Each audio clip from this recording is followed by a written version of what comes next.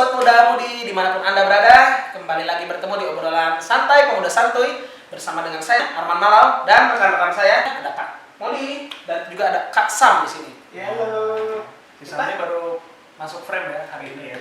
Jadi di episode 2 ini kita nambahin satu personil lagi. Bro, sekarang kita ngomongin apa, Bro? Nah, 2,000 years later. gue tuh kemarin sempat dengar cerita dari temen gue gitu kan. Ini dia habis kuliah, dia pengen lamar kerja lagi gitu. Oh iya.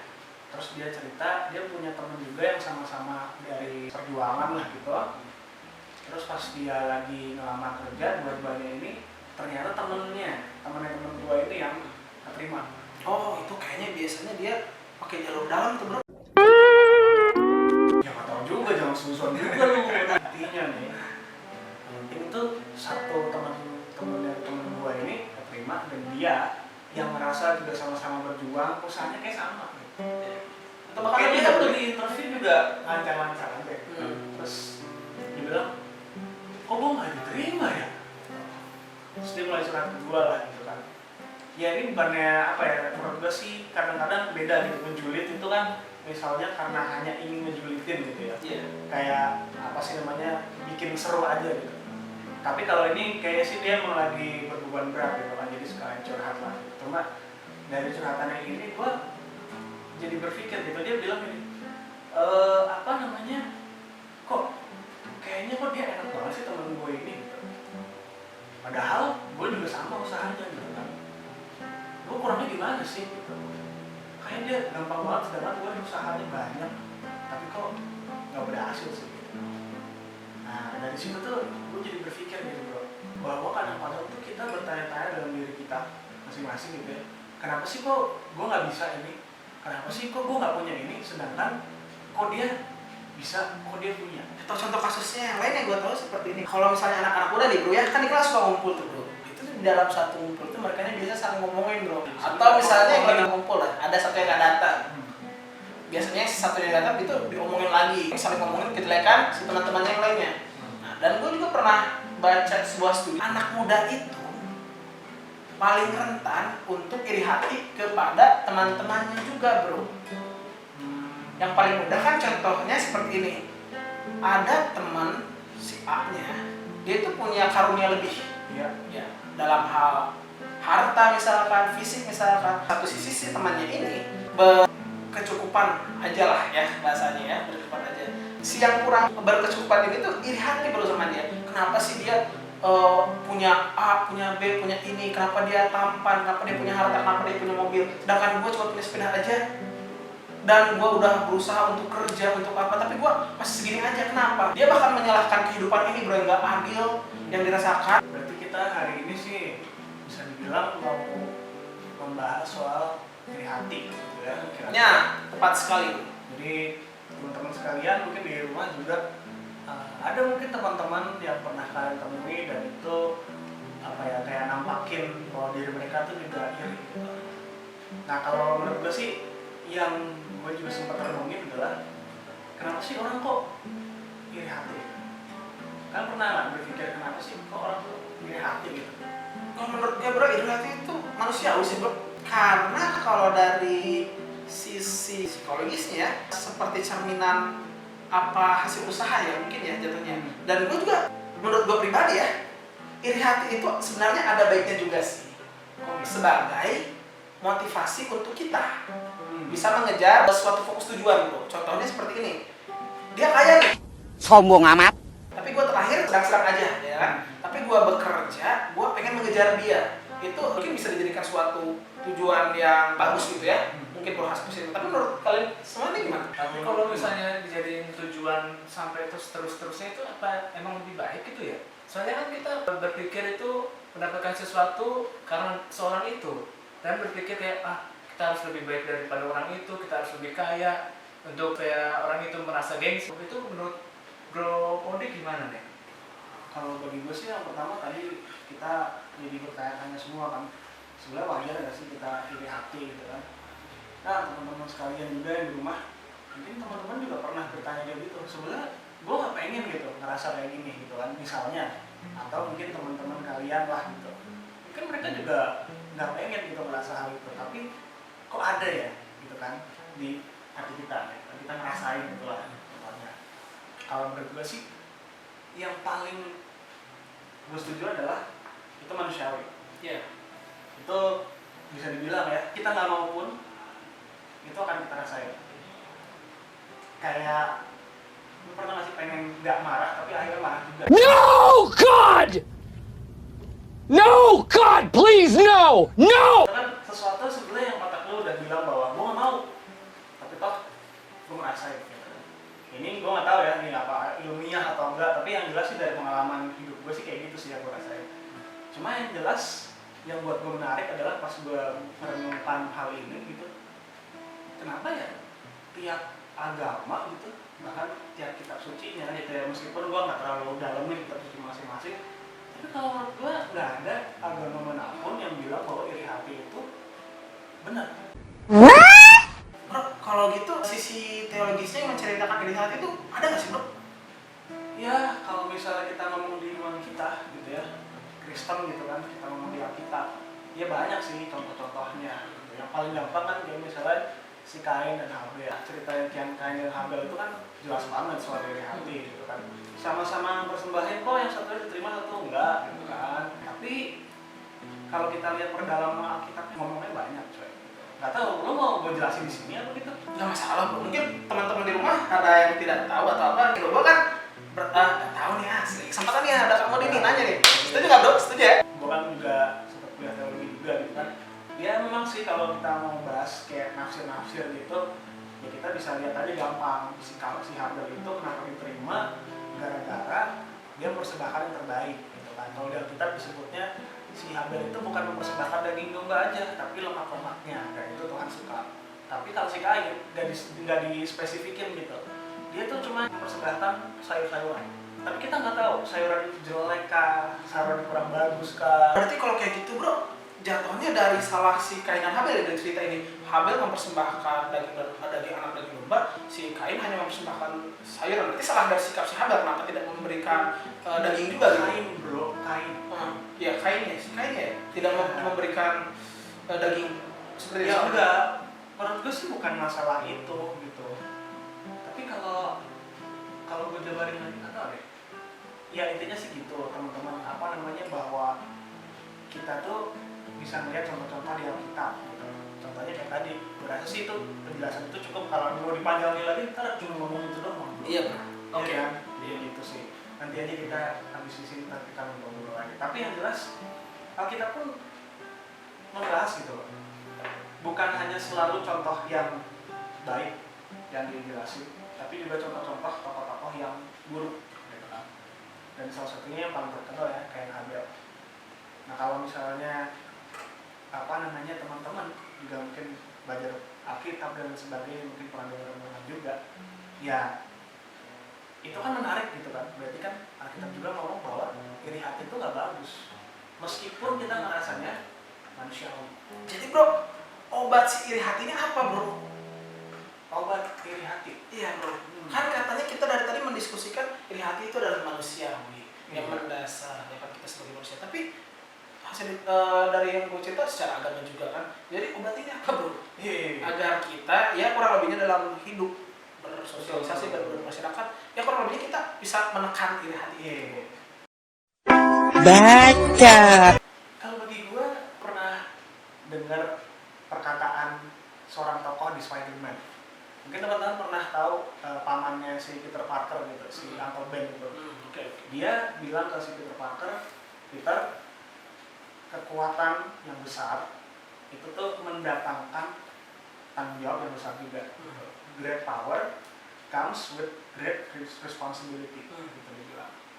Jadi kadang-kadang kan di hidup ini kan kita bilang bahwa kenapa sih gua nggak bisa kayak dia?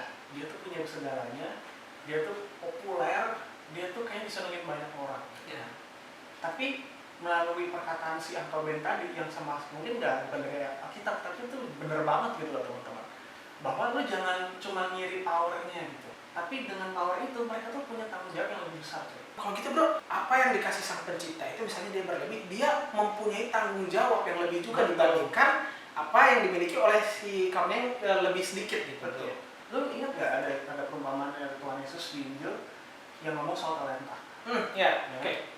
Kita tahu kan ada 3 hamba yang dikasih sama tuannya masing-masing, beda-beda tuh jumlahnya. Ada yang dikasih 5, ada yang dikasih 2, ada yang dikasih 1. Yang 5 ngejalanin tuh semua talentanya tuh, tanggung jawabnya dia kan, diusahain dapat lagi 5, jadi 10. Terus yang kedua juga dikasih 2 nih, lebih sedikit kan, tapi dia nggak masalah, dia nggak baper gitu loh.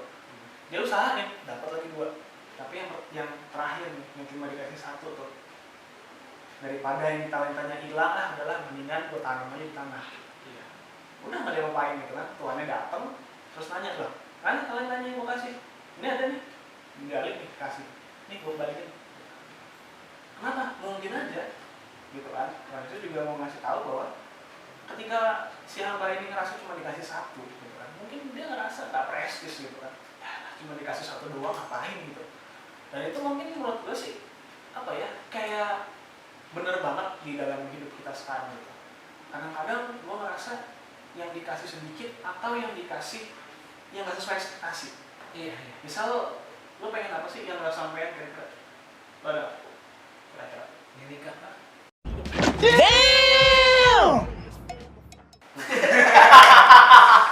Ada apaan sih nih? Ribut banget. Iya juga sih. Tapi jangan ke sana dong. Tuh. Contoh simpelnya Pak, di usia-usia kayak kita kayak gini ya Pak ya, kita kan ibaratnya pengen nih sukses di usia muda Pak. Iya. Kalau gua tuh kayaknya gua pengen kerja di sebuah perusahaan dan punya posisi Pak. Iya. Kan? Oke. Gua pengen jadi Manager sampai gitu ya? sampai sekarang tuh belum tercapai Pak. Tapi ada teman gua ini untuk gua kuliah tuh biasa aja, tapi ketika dia udah kerja nih, dia langsung tampil tuh Pak. Itu kan termasuk iri hati juga ya Pak ya, gitu kan? Jadi ngiri lah gitu Iya. kan. Tapi kalau bagi gua misalnya contoh yang lebih spesifik adalah lu pengen talent apa, tapi lu dikasih talent apa. Nah, oke juga tuh. Nah, jadi misalnya gue pengen main bola lah gitu kan, jadi main bola sukses. Tapi gue tahu gitu loh, gue diajak lari itu udah bengek gitu. Mungkin gue dikasih bakat yang lain, nyanyi misalnya. Yang menurut gue, misalnya kalau gue misalnya pengennya ke sana ke sepak bola, mungkin gue nggak ngerasa talent gue tuh prestis, ya kan? Dan itu bisa aja jadi gue kecewa. Dari pembawaan talent tadi itu bisa kita tarik semua tuh teman-teman. Obat dari iri hati. Berarti nih teman-teman, menyadari dulu ekspektasi kita tuh sama nggak sih sama yang Tuhan kasih. Menurut gua banyak sedikitnya sesuai nggak ya dengan ekspektasi itu harus kita kembaliin lagi apa sih yang Tuhan udah kasih. Dan itu harus diingat juga bahwa ada amanat di balik talenta itu. Gitu. Kalau nggak dijalanin, berarti itu lu nyanyain talenta dari Tuhan, tanggung jawabnya juga dari Tuhan. Kira-kira gitu, kira-kira menurut lu gimana? Tapi kan sering kali nih ya, Hmm. orang yang dikasih karunia berlebih sama Tuhan, Ya. itu tuh menyalahgunakannya bro. Nah, Contoh yang simpel ya, contoh seksi tampan ini bro. Atau Dia kedua nih, dia itu dikasih fisik yang oke, dikasih ditunjang dengan materi yang oke juga gitu. Dia kayak sempurna banget bro hidup bro. Tapi ya kayak gitu bro, dia hura-hura, foya-foya, seperti tidak pernah bersyukur bro. Dan kayaknya memang orang kaya sih yang bermasalah ya bro ya. Bukan gitu dong. Iya. Semuanya bermasalah. Tapi gue mengerti lah. Dan itu yang menurut gue yang dari tadi kita bahas, bahwa kalau teman-teman juga gitu yang ngerasa, bahkan teman-teman sendiri sadar gitu bahwa gue tuh punya talenta banyak, gue tuh punya kelebihan banyak, bahkan orang mungkin bisa bilang ke kalian, gue tuh iri sama lu, gue tuh iri sama lu deh gitu kan, gue nggak bisa kayak lu sih. Iya, kita harus disadari, berarti tandanya tanggung jawab lu gede. Contoh yang ganteng tadi deh, kira-kira ya kan, muka-muka kayak kita ini, kita berapa cewek sih? Terus ganteng itu mungkin bisa langsung 10 gitu kan. Misalnya dia baru masuk kuliah nih kan, Koleksi Pak. ada 20 cewek. Ya gue nggak bilang bahwa semuanya selera sama sih, cuma bisa aja kan dia membuat yang tertarik itu 10 gitu misalnya. Bukankah dia tanggung jawab untuk menjaga hati 10 cewek itu kan? Coba kalau dia main ngasal aja kan, wah ada 10 nih yang suka sama gue gitu kan.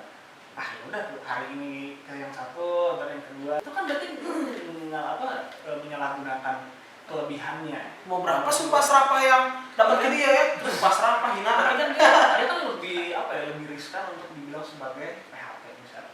Memelihara Pemberi Palsu, putus, ya. Palsu Pak. Jadi kalau bagi gue itulah yang menggambarkan bahwa orang itu karakternya kayak gimana. bagi gua selama gua berefleksi juga gitu ya, belajar teologi juga, terus belajar Alkitab dan gua ngeliat kehidupan juga, orang yang dikasih sedikit sama orang yang dikasih banyak itu bisa sama-sama gagal soal ini. Yang dikasih sedikit dia cuma pengen sesuatu yang lebih tapi nggak ngelola yang dikasih, kayak tadi yang hamba ketiga itu. Tapi sebaliknya yang kebanyakan dikasih dia juga kayak gaptek, tau gak sih? Lo kayak dikasih HP kebagusan, terus lo nggak tahu buat apa nih gitu kan? Ya udahlah, karena HP ini bagus banget buat nge-game, ya udah gue kasih game aja semuanya gitu kan. Padahal lo bisa kasih banyak aplikasi yang bermanfaat juga di sini. Ya kan? Iya. Jadi kira-kira sih menurut gue itu yang seharusnya kita juga mudah-mudi semua di rumah juga. Ketika kita ngerasa down, itu yang tadi resepnya kita udah bahas ya kan. Ketika lo ngerasa lebih, lo juga jangan sosokan, kira-kira gitu kan. Kita juga jangan sosokan gitu loh. Kita ngerasa bakat kita banyak, kita dipercaya orang, kita kuat. Jangan sampai, karena itu semua asalnya dari mana? Dari atas. Itu dia coy. Jadi kalau kita, sama satu lagi coy. Apa bro? Lupa. Kalau kita tahu semua itu dari atas, kagak ada yang kudu minder, kagak ada yang kudu sombong. Kan semua dari atas. Mau dikasih sedikit, mau dikasih banyak. Itu bukan hasil usaha kita cuy. Atau itu bukan sebuah nasib yang apes gitu. Karena gue yakin yang di atas sudah ngasihnya lagi. Gue rasa ya. Satu lagi bro, gue ada pertanyaan yang masih di hati gue masih benar-benar menggebu-gebu ya bro ya. Apa tuh? Kan tadi lo bilang perumpamaan tentang talenta yang diberi sama Tuhan sendiri ya. Karena kita sebagai manusia nih bro ya, kita kan dikasih nih ya bro ya, kita dikasih. Tapi kenapa Tuhan itu tidak menjelaskan maksud dari talenta yang diberi tersebut bro? Biar kita, ya gampangnya kita bisa tahu nih arah dan tujuan hidup kita nih bro. Ya, gimana tuh bro? Iya juga sih. Kalau lu sendiri pernah nggak usaha buat nyari tahu apa talenta lu gitu? Mungkin banyaknya secara tidak sengaja ya bro ya. Kalau Samuel kira-kira pernah? Iya bisa sengaja bisa nggak sengaja sih. Gue pernah sengaja sih, Kayak gimana? kayak lihat kayak musik gitu, lihat drum, kok kepingin gitu. Nah, Belajar sendiri, terus Bisa, lama-lama bisa ya. gitu, lama-lama Juga sih. ikut naluri gitu. Bener-bener. Tapi maksud gue tuh jadi benar-benar kayak pemberitaan langsung bro. Kemudian Wah, dikasih lu mimpi, berharap misalnya. apa? dikasih mimpi, dikasih bujangan gitu Gila. dari Maha Kuasa misalnya bro. Gimana bro? Tapi ya gimana ya? Kalau menurut gua, kalaupun itu bisa Tuhan lakukan dan kenapa Tuhan nggak ngelakuin gitu? Menurut gua simpel aja gitu. Kalau misalnya lu udah tahu nih, Arman, gua kasih lu tuh 3 talenta. Ya kan? Bisa nyanyi, bisa main bola, bisa speak gitu kan. Enggak, ini pekerjaan juga tetap ini kan. Pekerjaan itu tetap berguna sekali Bapak itu. Sangat Itu berguna. sangat Jadi MC. Kaku-kaku, aduh, susah lo mati kutu. Itu tuh talenta lo dikasih tahu nih, nih gue kasih. Terus per talenta gue kasih tahu nih, nanti nih di tahun sekian, di bulan ini, hari ini, lu kudu gini. Gitu. Lo mau kayak gitu? Buset, kagak seru coy. Bagi gua, salah satu yang seru itu dalam hidup adalah ketika lu tuh berusaha mengenali siapa diri lu. Gitu. Ketika lu itu berproses gitu kan, itu tuh di saat itu tuh coy, lu tuh bisa belajar juga untuk mencintai siapa lu apa adanya. Gue juga pernah istilahnya dalam tahap-tahap mencari apa sih sebetulnya gue arahnya kemana gitu kan, apalagi kalau kita yang udah mau kuliah gitu ya zaman sekarang nih kan, gue udah pernah ngerasain itu, gue harus jurusan apa sih gitu kan, gue harus nanti mau kerja apa sih, gue pengen tahu nih sebetulnya kan. Cuma kan dalam menjalani itu kan gue trial and error juga banyak, ada yang malu-maluin juga, ya. Ada yang, dan bahkan ketika itu pun talenta lu belum tentu lu kayak merasa wah ini udah bakat gue, bisa aja dari jelek banget. Gue pernah yang kayak apa sih namanya praktek khotbah gitu ya, itu tuh bener-bener grogi dan akhirnya lupa blank gitu. Gimana coy, udah di mimbar ya, terus gimana tuh udah nungguin gitu. Apa yang terjadi? Ya, kenapa yang si bapaknya gitu kan? Itu kan gimana coy, iya kan? Padahal kan namanya juga kita udah belajar gitu misalnya. Harusnya kan orang berekspektasinya bisa dong. Iya. 5 tahun loh gitu kan misalnya. Tapi kan toh itu proses. Kan gitu. Yang namanya proses itu kayak gitu sih. Dan menurut gua lebih rewarding kalau kita bisa kayak gitu tuh, ada struggle-nya dulu tuh, ada usahanya dulu untuk mendapatkan yang kita inginkan. Oke, itu sih. Gagal pasti ada, cuma bukan berarti itu akhir segalanya. Gak seru bro kalau kita nggak gagal bro. Jadi kita nggak bisa belajar dari kegagalan tersebut bro. Setuju nggak bro? Kalau lo lihat semua ya, orang-orang sukses yang sekarang tuh sedang ada di layar-layar kaca atau mungkin di artikel internet, kayak Jack Ma atau siapa lagi tuh kan, kayak Elon Musk, Mark Zuckerberg gitu. Mark Zuckerberg. Idola kita semua bro. Itu tuh selalu quote-quote itu yang masalah tentang sukses dan kegagalan. Bagian di dalam sukses itu adalah kegagalan. Itu orang yang, aduh kita tuh siapa sih dibandingin mereka gitu kan. Kalau ngomong soal ini ya talenta, terus soal ketenaran gitu kan, soal mungkin skill juga gitu, kalau kita bandingin sama mereka mah kita siapa sih gitu. Tapi bahkan mereka pun ngomong kayak gitu.